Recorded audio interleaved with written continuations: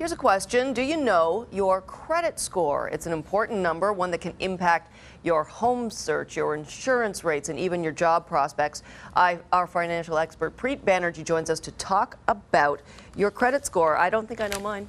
Oh, really? Oh, that's a shame. I don't think I do. No, you should be That's checking. a shame because Preet has seen it. Yeah, really. I think it's good. I don't think I owe anybody anything. Well, you know, that's interesting because a lot of people, when you even say, you know, we're going to run a credit check on you, they tense up. They get really nervous and anxious because they don't know. And whether you know or not, it's not going to change the number. So I say it's better to know than not know. Right. It's like if something feels wrong and you don't want to go to the doctor because if I just ignore it, it's not going anywhere. Yeah. All right. Why do I need to know this number, though?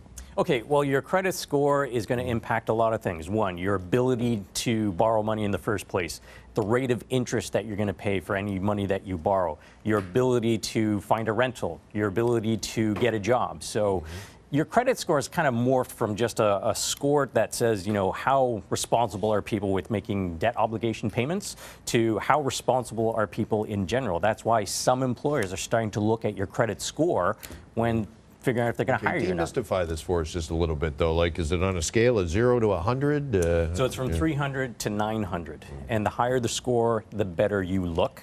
So you want to have a relatively high credit score to make sure that you get the best borrowing rates that are available to you. Okay, and what would make me have a low credit score if I didn't pay off my credit card? Yeah, so there's a number of things. So the big red flags are if you have missed payments. So one missed payment is not the end of the world, but if you are late by 30 days, 60 days, 90 days, or you're consistently missing payments, that's a huge red flag. Because again, your credit score is really how likely is this person to make their payments that they signed up to or not.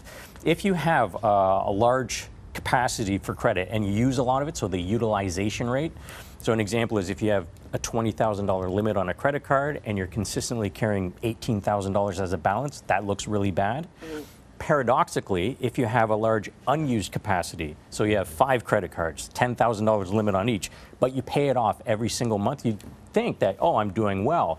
But the lenders will say you have the ability to get into trouble really quickly. Right? So if you have a lot of credit cards, try and get rid of a couple. Can I use a good credit score to my advantage? Can I negotiate better interest rates, that sort of thing, with banks if I'm up near that 900 level? Yeah, absolutely. So they'll know. So they'll have an idea as to what your score is and offer you a pretty good rate, but you can certainly negotiate. And if you're a renter, you know, and you're dealing with landlords, if everything about you is the same except for your credit score and yours is poor compared to another applicant, it's going to the other applicant. Does your credit score stay with you forever? Like if I was like a dopey broke student and racked up debt, is that still going to affect me in my 40s now? Probably not. So what happens is your score will change as your behavior changes. So as long as you show a history of responsible credit behavior, even if things were really bad a long time ago, chances are you can still have a really good credit rating as long as you demonstrate that your ways have changed. So it's, you know, it's not over.